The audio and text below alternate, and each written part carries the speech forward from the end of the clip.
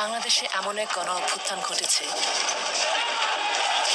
যাতে অভিজাত রাজনীতিবিদদের দুর্নীতির বিরুদ্ধে সবাই সোচ্চার হয়েছে এবং প্রধানমন্ত্রী দেশ ছেড়ে পালিয়েছেন। সদ্য পাওয়া খবর, বাংলাদেশের প্রধানমন্ত্রী শেখ হাসিনা পদত্যাগ করেছেন।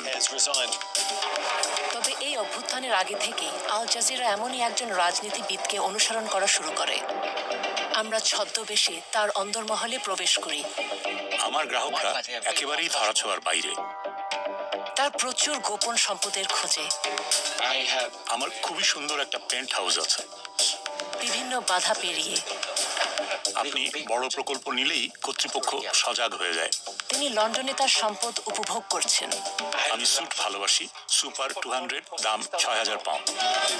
তার সম্পদের বিষয় খুব বাড়তে থাকায় আমরা মন্ত্রীর মিলিয়ন মিলিয়ন ডলার সম্পদের খোঁজে নামি।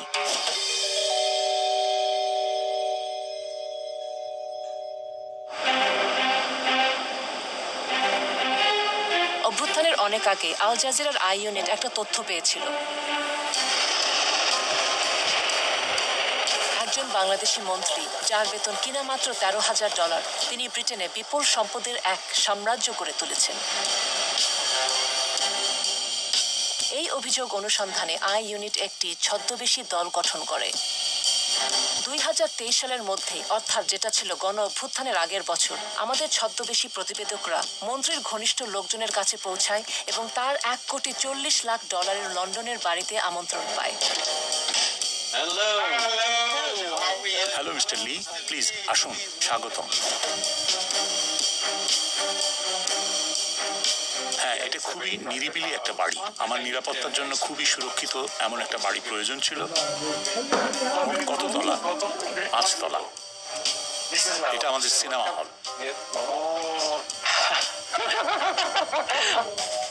এটা আমার নতুন রোলস।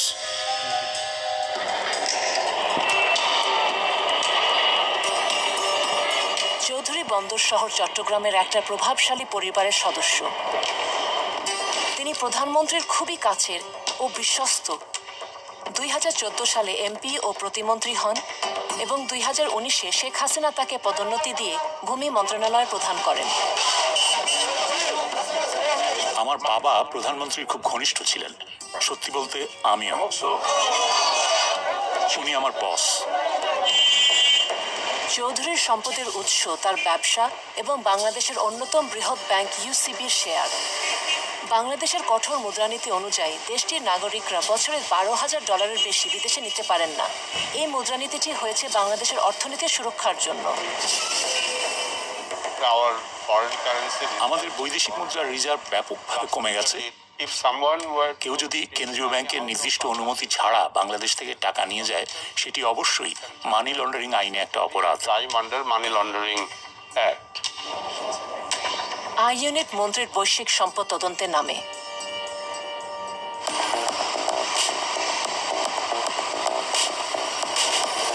প্রথমে আই ইউনিট দেখার চেষ্টা করে মন্ত্রীর কি পরিমাণ সম্পত্তি ব্রিটেনে আছে। ফলাফল চমকে ওঠার মতো। চৌধুরী ডেভেলপারদের কাছ থেকে বাড়ি কেনার জন্য বেশ কিছু কোম্পানি তৈরি করেন। 2016 থেকে 2021 সালের মধ্যে তিনি যুক্তরাজ্যে 265টি বাড়ি কিনেছিলেন। তিনি প্রধানত বার্কলি গ্রুপের মতো শীর্ষ ডেভেলপারদের কাছ থেকে কিনেছেন। আপনাদের মন্ত্রীর ব্যবসা রয়েছে। হ্যাঁ, তিনি সম্পত্তির ব্যবসায় জড়িত। আবাসন সংকটের কারণে তিনি প্রচুর লাভ করেছেন। কিন্তু তার কেনাকাটা সেখানে থেমে থাকেনি। 2021 সালে চৌধুরী লন্ডনের এই বিলাসবহুল সম্পত্তি $1,60,00,000 কেনেন। চৌধুরীর বেশিরভাগ সম্পত্তি বাই টু লেট, যা তিনি লাভের জন্য ভাড়া দেন। এরপর 2022 সালে তিনি 89টি বাড়ি কিনলে মোট বাড়ির সংখ্যা দাঁড়ায় 360টি, যার বাজার মূল্য $25 কোটি। উনি একজন অত্যন্ত ধনী ও সুপরিচিত রাজনীতিবিদ। তিনি সরকারের মন্ত্রী এবং যুক্তরাজ্যের শত শত বাড়ি কিনেছেন। উনি সেই ব্যক্তি যিনি একটি অত্যন্ত দরিদ্র দেশের তথাকথিত নির্বাচিত গণতান্ত্রিক রাজনীতিবিদ।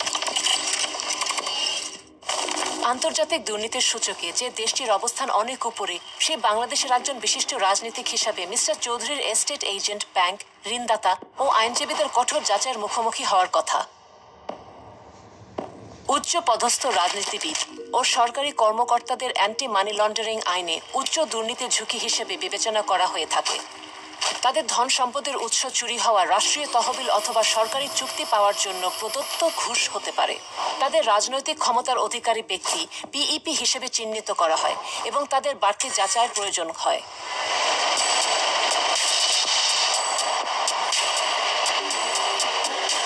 মন্ত্রী কিভাবে এসব যাচাই প্রক্রিয়া অতিক্রম করেছিলেন তা বোঝার জন্য আমাদের একটি গোপন টিমকে তার একটা সম্পত্তি দেখতে পাঠানো হয়। আমাদের গ্রাহকের লন্ডনে 300টি বাড়ি আছে। উনি লেটিং এজেন্সি মুভিং সিটির একজন বিক্রয় এজেন্ট। তিনি লন্ডনে আসেন, কয়েকটি বাড়ি কেনেন, তারপরে চলে যান। লকডাউনের সময় তিনি যুক্তরাজ্যে নতুন বাড়ি কেনার জন্য 20 কোটি পাউন্ড ব্যয় করেন। আমরা পরীক্ষা করেছি যে চৌধুরী বাংলাদেশের বাইরে তার যে সম্পত্তি রয়েছে সেটি বাংলাদেশের ট্যাক্স কর্তৃপক্ষের কাছে এবং নির্বাচনী হলফনামায় ঘোষণা করেছেন কিনা। তিনি করেননি। একজন রাজনীতিবিদ, সংসদ সদস্য অথবা সংসদ সদস্য প্রার্থীকে তাদের বৈশ্বিক সম্পত্তির হিসাব দিতে হয়। তাদের আয় অথবা সম্পত্তি দেশ এবং দেশের বাইরে সবই উল্লেখ করতে হয়। সংবিধান স্পষ্টভাবে বলেছে মন্ত্রীর বেতন এবং অন্যান্য ভাতার বাইরে তাদের অন্য কোনো আয়ের উৎস থাকতে পারবে না।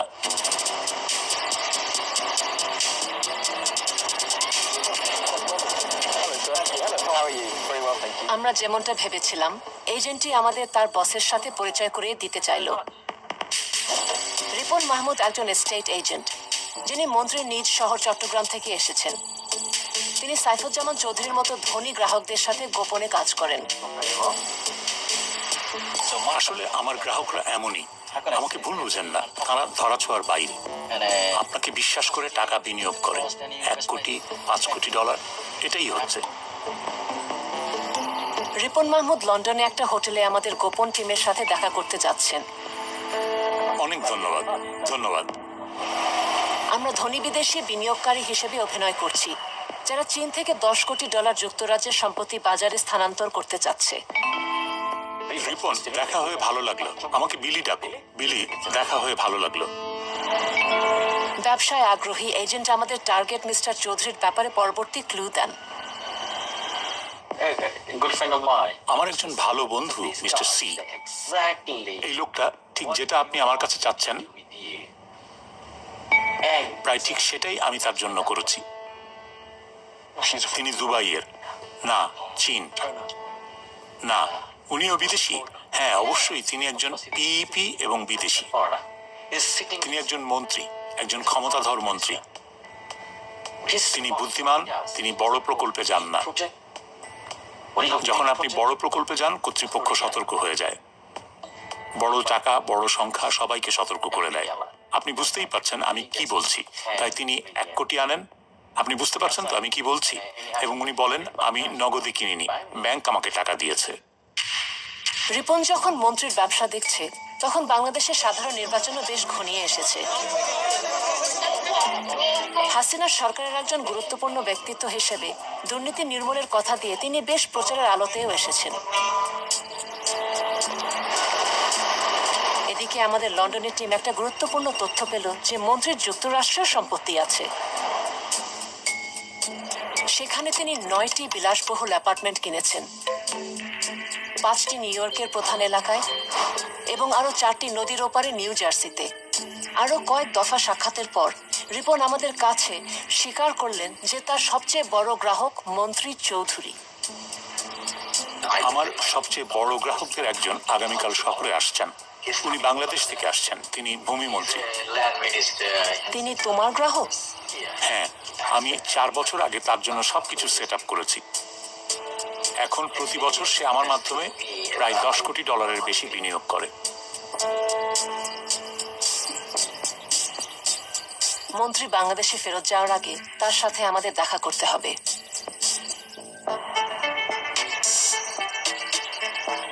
কিন্তু রিপন বলল যে প্রথমে আমাদের চৌধুরীর পরামর্শকদের সাথে দেখা করা উচিত।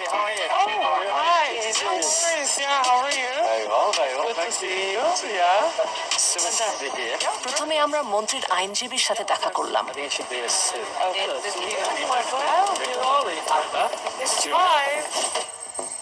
সুবীর দেশাই, মেইফেয়ারের চার্লস ডাগলাস সলিসিটার্সের একজন পার্টনার।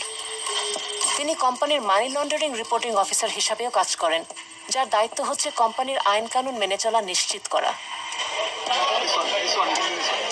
এখানে দেখা যাচ্ছে তিনি রিপন এবং মন্ত্রীকে নিয়ে রাতের খাবার খাচ্ছেন।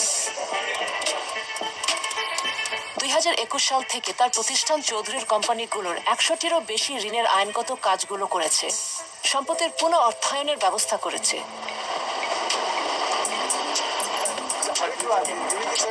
এরপর রিপন আমাদের পরিচয় করিয়ে দিলেন রাহুল মার্ডের সাথে, যিনি এশিয়ার অন্যতম বৃহৎ ব্যাংক ডিবিএস এর ব্যক্তিগত সম্পদ ব্যবস্থাপকদের একজন। রিপন বলেন, চৌধুরীকে ব্যাংকে গ্রাহক করায় রাহুল কিছু চ্যালেঞ্জের সম্মুখীন হয়েছিলেন, যা ব্যাংকিং এর ভাষায় নতুন গ্রাহকের যাচাই বাছাইয়ের প্রক্রিয়াকে বোঝায়। মিস্টার চৌধুরী, ডিবিএস তাকে গ্রাহক করতে পারেনি, তার স্ত্রীকে করেছে। সিঙ্গাপুরের ব্যাংক তারা খুবই কড়া, নিষিদ্ধ সীমা অতিক্রম করে তাকে তারা অন্তর্ভুক্ত করতে পারেনি, কারণ তিনি একজন পিইপি। তবে 2024 জানুয়ারির মধ্যে ডিবিএস মন্ত্রীর কোম্পানিগুলোকে 20টি ঋণ দিয়েছিল, যা তার সাম্রাজ্যকে অর্থায়নে সহায়তা করেছে। অবশেষে রিপন আমাদের ছদ্মবেশী দলকে ব্রিজ ফাইন্যান্স ঋণদাতা মার্কেট ফাইন্যান্সিয়াল সলিউশনের সিইও পারেশ রাজার সাথে পরিচয় করিয়ে দিলেন। মেফেয়ারের এই ঋণদাতা মন্ত্রীর জন্য শত শত ঋণের ব্যবস্থা করে দিয়েছেন। আসলে আপনি এখানে যা দেখছেন সেটা এক ধরনের সহায়তা নেটওয়ার্ক। স্পষ্টতই এই নেটওয়ার্ক ব্যবহার করে মন্ত্রী তার জাল ছড়িয়েছেন। রিপনের নেটওয়ার্কের মধ্যে সেই ডেভেলপাররাও রয়েছে যারা মিস্টার চৌধুরীর কাছে সম্পত্তি বিক্রি করেছে। চৌধুরী তার প্রায় 1/4 সম্পত্তি, 80টিরও বেশি, ব্রিটেনের শীর্ষ নির্মাতা বার্কলে হোমস থেকে কিনেছেন। আমরা রিপনের সাথে বার্কলের বিপণন অনুষ্ঠানে একজন নতুন ছদ্মবেশী রিপোর্টার পাঠাই, এটা জানতে যে কিভাবে মন্ত্রীর মতো পিইপিরা বার্কলের মাধ্যমে এত সম্পদ কিনে থাকেন। আমি বার্কলের সাথে খুব ঘনিষ্ঠভাবে কাজ করি। আমি চেয়ারম্যান, ম্যানেজিং ডিরেক্টর সবার সাথে পরিচিত, কারণ বার্কলে গ্রুপের সাথে আমি অনেক লেনদেন করি। বার্কলে জানে আমি বেশিরভাগ পিইপিকে বার্কলেতে নিয়ে গিয়েছি। তারা জানে আমি কিভাবে কাজ করি। যদি আপনি তাদের কাছে যান, তারা বলবে উনি একজন পিইপি, সুতরাং আমরা এটা করতে পারবো না। কিন্তু আমার মাধ্যমে গেলে আমি তাদেরকে এমনভাবে উপস্থাপন করি যে তারা না করতে পারেন না। আমাদের ছদ্ম পরিচয়ের আলোচনায় মন্ত্রীর সম্পর্কে আরও একটি তথ্য মেলে। আমি বেশ কিছু পিইপির সাথে কাজ করি। তাদের একজন মন্ত্রী এশিয়ার, তার 300-রও বেশি বাড়ি আছে এবং আমি দুবাইতে এগুলো তার জন্য কিনেছি। আমরা দুবাইয়ের সূত্রটি অনুসরণ করলাম এবং আরও অনেক সম্পত্তি আবিষ্কার করলাম। দুবাইয়ের সম্পত্তি সম্পর্কিত ফাঁস হওয়া এক তথ্য ভান্ডার বিশ্লেষণ করে আমরা তার কেনাকাটার মাত্রা জানতে পারি। মন্ত্রী দুবাই ওয়ার্ফ কালচার ভিলেজে একটা বিলাসবহুল অ্যাপার্টমেন্টের তালিকাভুক্ত মালিক। তার স্ত্রী রুকমিলা জামান এই দামি এলাকায় সম্পত্তি কিনেছেন। 2020 সালের মধ্যে মন্ত্রীর শহরের সবচেয়ে এক্সক্লুসিভ ডেভেলপমেন্টগুলোয় আরও 54টি সম্পত্তি তালিকাভুক্ত মালিক হন। পরামর্শকদের নেটওয়ার্কের সাথে সাক্ষাৎ এবং যুক্তরাজ্য, যুক্তরাষ্ট্র এবং দুবাইয়ের মন্ত্রীর শত শত সম্পত্তির মালিকানা নিশ্চিত করার পর আমরা মন্ত্রীর সাথে তার লন্ডনের বাড়িতে দেখা করি। তিনি কি আমাদের কাছে প্রকাশ করবেন তিনি কিভাবে বিদেশে তার সম্পদের সাম্রাজ্য গড়ে তুলেছেন? মিস্টার সি সম্পত্তিতে বিশ্বাস করেন, সেটাই তার ব্যবসা। তিনি তার সব লাভ দুবাই আর লন্ডনে বিনিয়োগ করেছেন। লন্ডনে আপনার কতগুলো সম্পত্তি আছে? আমার একটা ভালো পোর্টফোলিও আছে এবং দুবাইয়ে আমার একটা পোর্টফোলিও আছে। আমি ডাউনটাউনে সেরা সম্পত্তি পেয়েছি। দুবাই মলের কাছে অপেরা এলাকায় আমার একটা খুব সুন্দর পেন্ট হাউস আছে। কিন্তু আমি একটা ভিলাও কিনেছি যার একটা ব্যক্তিগত উপর হ্রদ আছে, সবকিছু আছে। এটা খুব সুন্দর। আমার সিঙ্গাপুর, মালয়েশিয়ায় বাড়ি আছে। নিউ ইয়র্ক, ম্যানহাটনে আমার সম্পত্তি আছে, খুব সুন্দর। মাঠ পর্যায়ে গোপন ফিক্সারের প্রয়োজনীয়তা তিনি ব্যাখ্যা করলেন। আপনি লন্ডন এবং যুক্তরাজ্যে যে সব সম্পত্তি কিনেছেন সেগুলো সবই কি রিপনের মাধ্যমে? ও আমার প্রধান লোক, ও আমার ভাই। আমি অন্য কারোর সাথে কাজ করি না, আমি ওকে বিশ্বাস করি। তিনি স্বীকার করলেন যে প্রধানমন্ত্রী শেখ হাসিনা তার গোপন সম্পদের বিষয়ে জানতেন। তিনি জানেন আমার এখানে ব্যবসা আছে। আমরা জানতে চেয়েছিলাম তার যথেচ্ছ খরচের যোগান আসে কোত্থেকে। পারেশ রাজাকে মনে আছে, যার সাথে আমরা আগে দেখা করেছি? পরেশ আছে, তার বেশ টাকার জোর আছে। আপনি তাকে ভালোভাবে জানেন? হ্যাঁ, অবশ্যই। তিনি আমাকে অনেক টাকা ঋণ দেন। ও, আপনি তাহলে তার সাথে কাজ করেছেন? পরেশ ওনাকে প্রায় $10 কোটি ঋণের ব্যবস্থা করে দিয়েছে। তিনি আমাকে $10 কোটি ঋণের ব্যবস্থা করে দিয়েছেন। পরেশ ব্যাংকিং সেকশনে আছে। মিস্টার সি একজন শক্তিশালী বন্ধু। যে কোনো সমস্যা হলে উনি সাথে সাথে এগিয়ে আসেন। তারপর রাজনীতিবিদ আরো গুরুত্বপূর্ণ বিষয়ের দিকে মনোযোগ দিলেন। আপনার জুতা আমার খুব ভালো লেগেছে।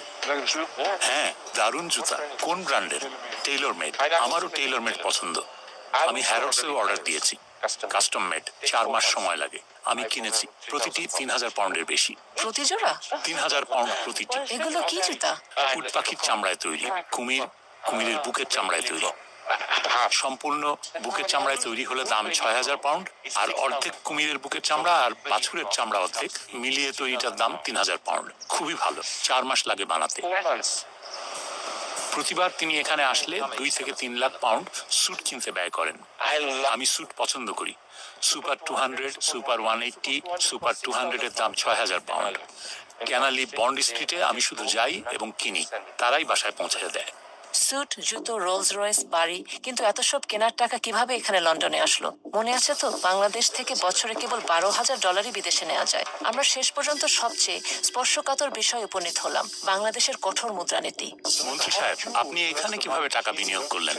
বাংলাদেশ থেকে কিভাবে টাকা এখানে আনলেন? আমার দুবাইয়ে একটা ব্যবসা আছে। আমি দুবাইয়ে একটা রিয়েল এস্টেটে কেনা বেচার ব্যবসা করি। তাই আমি দুবাই থেকে এখানে টাকা আনি এবং তারপর এখান থেকে একটা ঋণ নেই।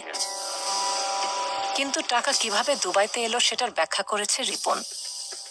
কিন্তু তার দুবাইয়ের ওই কোম্পানিগুলোকে তিনি ব্যবহার করেন তার বাংলাদেশি কোম্পানিগুলোর সাথে লেনদেনে। হ্যাঁ, ট্রেডিং ও অন্যান্য সব কাজ। বাংলাদেশের আর্থিক কর্তৃপক্ষের বোধহয় এ বিষয়ে পর্যালোচনা করা উচিত।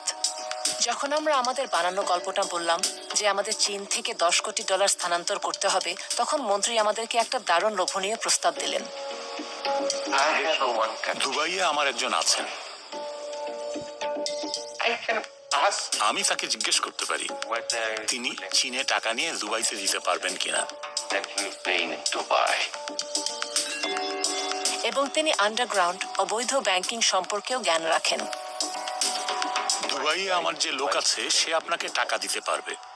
আমার তাকে জিজ্ঞেস করতে হবে কত টাকা। আপনি $10 কোটি ব্যবস্থা করেন, এটা কোনো ব্যাপারই না। নগদ সে আপনাকে দুবাইতে দিতে পারবে। আমি যদি তাকে বলি, দেখেন দুবাইতে আমি আপনাকে $10 কোটি দেব, আপনার প্রতি আমার পরামর্শ হবে ধীরে ধীরে টাকা চীন থেকে বের করা, আস্তে আস্তে বিভিন্ন চ্যানেলের মাধ্যমে, সরকারি চ্যানেলে না। পরে অবশ্য একটু ভেবে নিয়ে তিনি সহায়তা করতে অস্বীকার করেন। আপনি এতে জড়াবেন না। না, আমি পারবো না, কোনোভাবেই না। সে তোমার সাথে শুধু বন্ধু হিসাবে কথা বলছে। আমার মনে হয় না, যদি এটা সঠিক চ্যানেল না হয় তিনি জড়িত হতে পারবেন না। আমি জড়িত হতে পারবো না, কোনোভাবেই না। কেন্দ্রীয় ব্যাংক টের পেয়ে যাবে। যখনই সময় পান আমার এখানে এসেন, আমরা কথাবার্তা বলবো।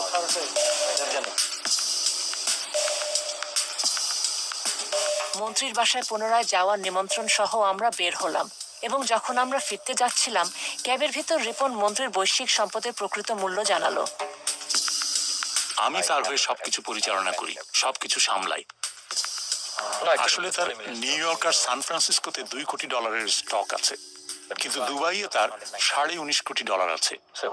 এই $19.5 কোটি তিনি দুবাইয়ের রিয়েল এস্টেটে বিনিয়োগ করেছেন। লন্ডনে তার $30 কোটি আছে। আমাদের তথ্য কাজে লেগেছে। আমরা মন্ত্রীর সম্পদের প্রকৃত মূল্য বের করতে পেরেছি, যা প্রায় $70 কোটি। কিন্তু একটা চূড়ান্ত চমক তখনও বাকি ছিল। সর্বশেষ কোম্পানি হিসাবে দেখা গেছে যে চৌধুরী তার নিজের কোম্পানিগুলো থেকে নিজে 4,70,00,000 পাউন্ড বা $6,20,00,000 ঋণ নিয়েছেন। কিন্তু এসবের কিছুই চৌধুরী বাংলাদেশের আয়কর কর্তৃপক্ষের কাছে প্রকাশ করেননি। একজন আইনজীবীর মতে বিষয়টি তাকে ব্রিটেনেও সমস্যা ফেলতে পারে।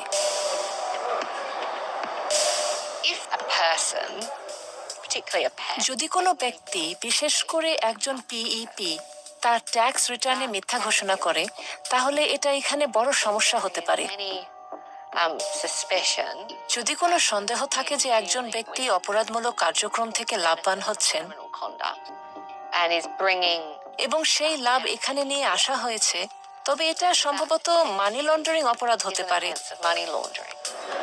এমনকি যদি সম্ভাব্য অপরাধমূলক কার্যক্রম অন্য দেশেও ঘটে থাকে।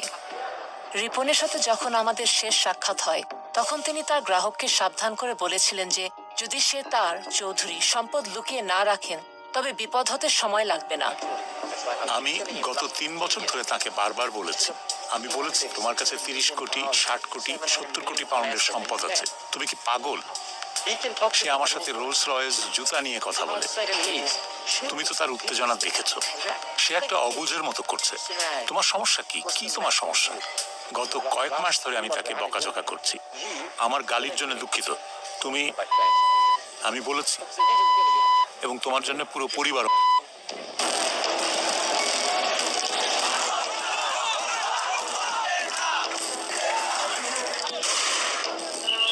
বাংলাদেশ যখন বিক্ষোভে ফেটে পড়েছে, তখন জনগণ জানতে চায় তাদের দেশের লুটের সম্পদ কোথায় গেছে। দেশটির প্রধানমন্ত্রী পালিয়ে গেছেন, তার সরকারে পতন হয়েছে, সরকার ঘনিষ্ঠরা পালাতে গিয়ে আটক হচ্ছেন।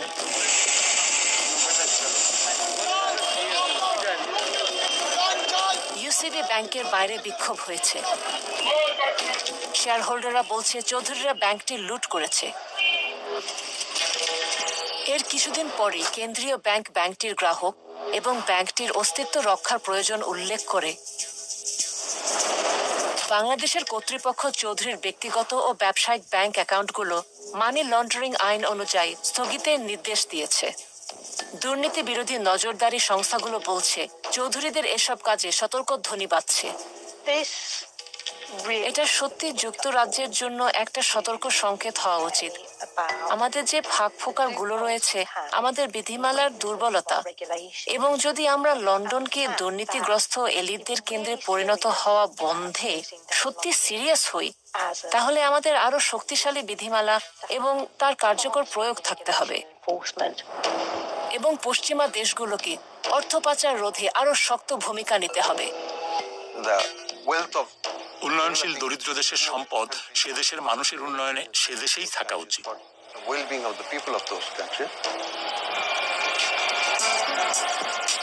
চৌধুরীর বর্তমান অবস্থা অজানা, তার ভবিষ্যৎ অনিশ্চিত। কিন্তু আই ইউনিটের হাতে একটি সাম্প্রতিক কল রেকর্ড এসেছে।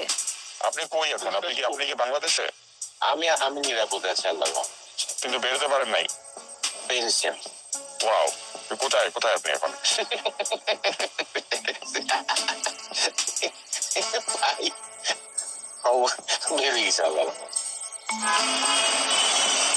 বাংলাদেশ চৌধুরীর অবৈধভাবে কোটি কোটি ডলারের সম্পদ আহরণের ঘটনাটি তদন্ত করছে।